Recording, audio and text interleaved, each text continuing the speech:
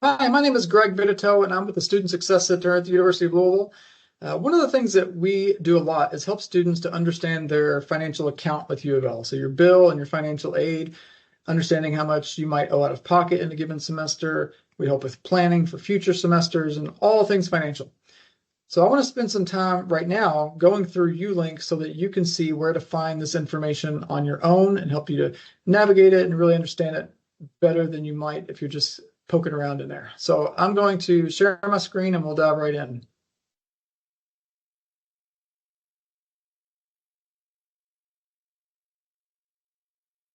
Okay, so this is the ULink homepage that you'll see when you log into ULink. And we're primarily today going to look at these two things, the financial aid tile and the financial account tile. This is a test student that we set up for these walkthroughs, so none of this is real, but it will give you a good idea of what you'll see when you log in for yourself. So we will start with the financial account tile.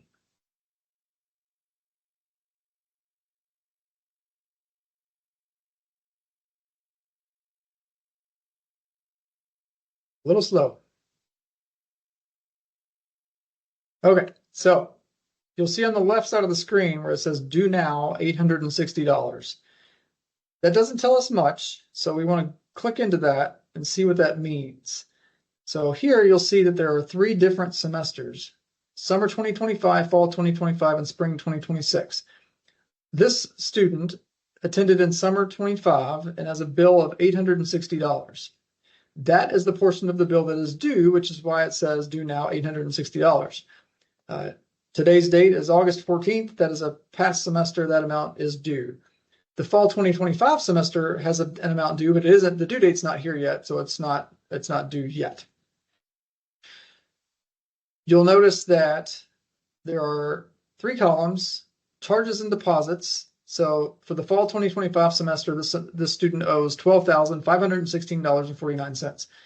They have aid, pending aid, of $9,748, meaning they owe $2,768.49. So let me explain a little bit more about that, how that works. So when you get financial aid, you fill out the FAFSA, you get awarded financial aid. It doesn't go on your account right away. It shows up as pending aid or anticipated aid, and you'll see it here in the amount that it is.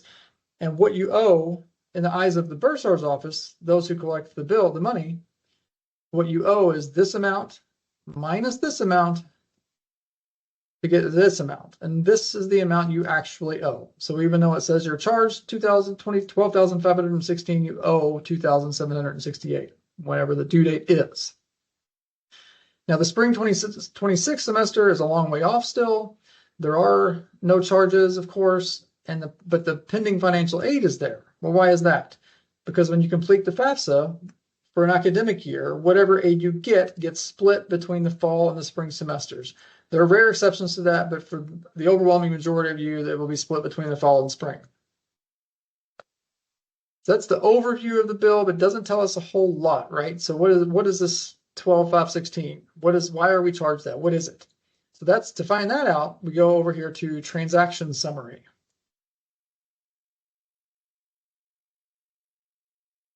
This page isn't terribly intuitive, so pay close attention to what I'm saying so that you can do this on your own. So what's going to happen on this page is I'll put in a start date and an end date.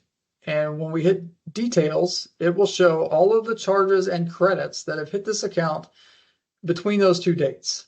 Well, if you look here, it says fall 2025 charges will begin to show in ULink on July 1st, 2025. So that is when the fall charges started to come on the account. So I'm going to put in July 1st, 2025 as the start date. And charges can go on at any time of the year if things change, or you drop classes, add a residence hall, take away a residence hall. All those things can change your account. We're just going to put today's date, but you would want to generally pick the end date based on when you think you had your last charge to your account or credit to your account. So today is August 14th, 2025. And then I'll hit details. And we'll see all of the charges and credits that have been put on this account since July 1st. This account will look very different for every person. So this student had, you'll see they had a residence hall charge for Unitas Hall and then a credit. So that tells me that they probably had the room and then canceled the room. And later, you'll see down here, added it back because Unitas Hall shows up again.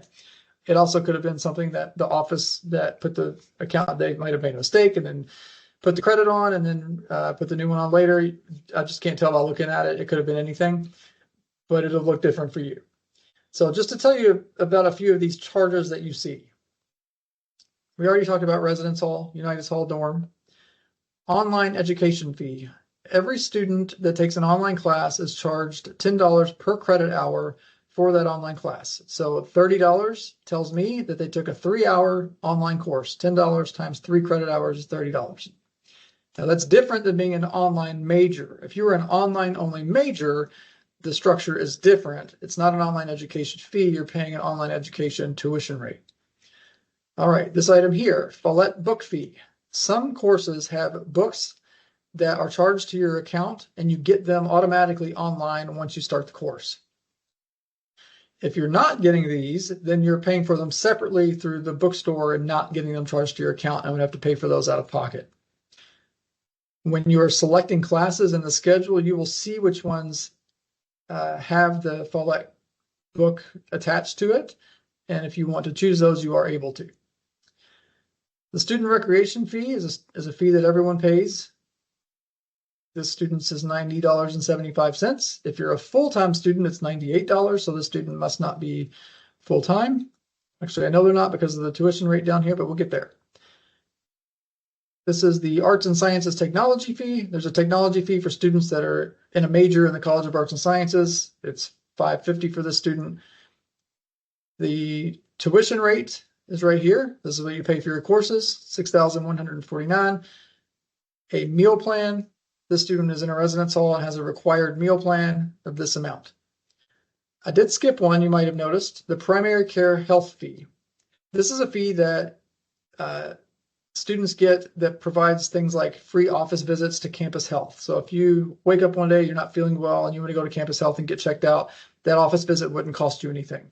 There are other low and no cost services associated with this fee, and it only covers so much. Like if you have certain labs that need to be done and things like that, you still have to pay for those. But it does get you some basic stuff without extra cost. You can find out more about that on the Campus Health website. Now, if you are insured, if you have health insurance either on your own or through a parent or guardian, you can have that fee waived. So that $150, which many of you have, if you have health insurance, you can go to this link right here and fill out the form, submit it, and get that fee taken off of your account. So that's $150 back in your pocket. All right, so that's just a summary of the transactions. Like I said, it will look different for everyone, and I'll tell you in a little bit how we can help you with your own. I'm going to go back to the home page. And now we're going to look at the financial aid tile. So the financial account was your bill, what you're being charged. The financial aid tile is what you're getting. What financial aid are you getting, not what are you spending. So the first place you really want to go when you go to this page is the summary. The summary page is going to show you all of the financial aid that you have been awarded for the academic year. So for most students, not all, if you started in the fall though, and you fill out the FAFSA and you're not graduating, you would be awarded for the fall and the spring semester at the same time. So in this case, fall 2025, spring 2026.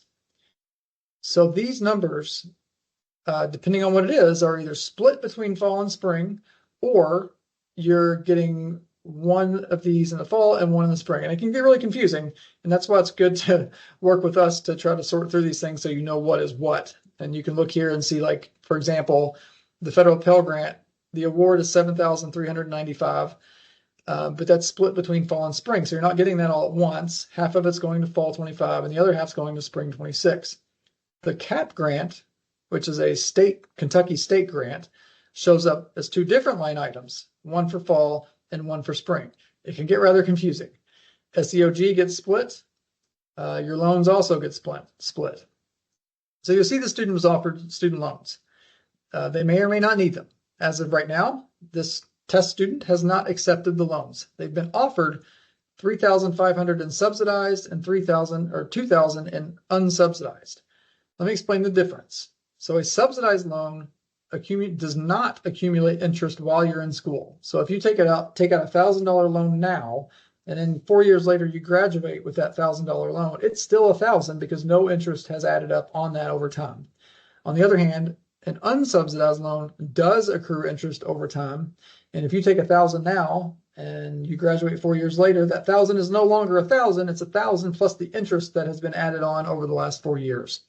So if you don't need them all, and you only want to take a portion, take the subsidized first because that's not going to accumulate interest.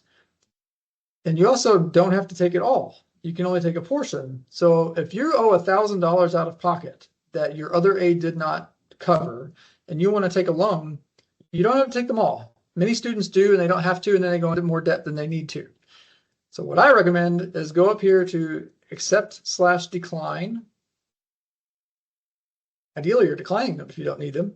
But if you do, and you don't need it all, here is where you accept or decline awards or change in the case of loans. So let's say you want $2,000 instead of $3,500 of subsidized loans. I'm going to go up here to Edit,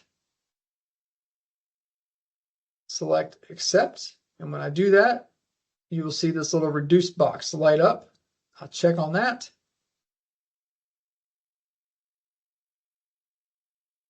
And it will allow me to change this number to whatever it is that I want. So I said 2,000, so I'll put 2,000. It's asking me if I want to proceed. I'm going to say no. It's just for the demonstration. Let's see, what else do we have here? Okay, I think that covers everything that we really need to know at the moment. There's a lot of factors involved in financial aid, and it's really tough to explain in something like this. So really all I'm trying to do here is just show you how to navigate it. But if you want help, that's what we do. So let me share a different screen with you because I want to show you what we can go over with you if you meet with us in person. So this is what we call a college expenses worksheet. When you meet with us to talk about your bill and your aid, we will go through line by line and make sure that everything is accounted for and explain it so that you know what you're looking at and what you're paying for and why. And if there's any mistakes, which there shouldn't be, but if there is, we can also help to find that and resolve any issues that might come up and so forth. So you'll see we're just going through what I just showed you, the campus health, or the health fee, the technology fee, the course fees, the book fee, all that stuff that we just went through, we would put here line by line and make sure it comes up to the total that is on your bill. Then we would look at your financial aid. So I was on page 1, I just went to page 2. And for your Pell Grant, for example, I told you that if you get a Pell Grant, not everyone does, it's a financial need-based award from the federal government. But if you do get it, it's split in half. So that $7,395 number that we saw, it would be half of that we would put here. So we would be able to walk through how much you should put in each of these, figure out your financial aid total, and then look at your your expenses and your financial aid and see what you owe out of pocket. And that's the key part, is knowing what you have to pay out of pocket if you have to pay anything. One thing I didn't mention is sometimes your financial aid is more than what you owe. And if that's the case, you will get a refund. And that refund will go directly to you. And in ULink, where we just were, you can select to have that sent to your bank account directly, or you can have it sent paper check in the mail. Most people don't do that. It's much faster and easier just to have it sent to your bank account. But that would be money that goes to you. So if you're relying on that refund, like you get all this aid and you need that extra money for books, course materials, supplies, rent money, whatever it is that you need, that's how that works. Is the aid is more than your bill, you get the refund and use that money for whatever it is you need to. I'm going to stop sharing here. So I hope that helps clear up some things about your bill. And if it doesn't, and it probably doesn't all the way, feel free to reach out to us, your student success coordinator. Every undergraduate student is assigned a coordinator, and you can set up a meeting with them by going into CardSmart, same place you go to set advising appointments, and select student success coordinator as who you want to meet with. And you'll automatically be, the appointment will be set up with the person that you are assigned to.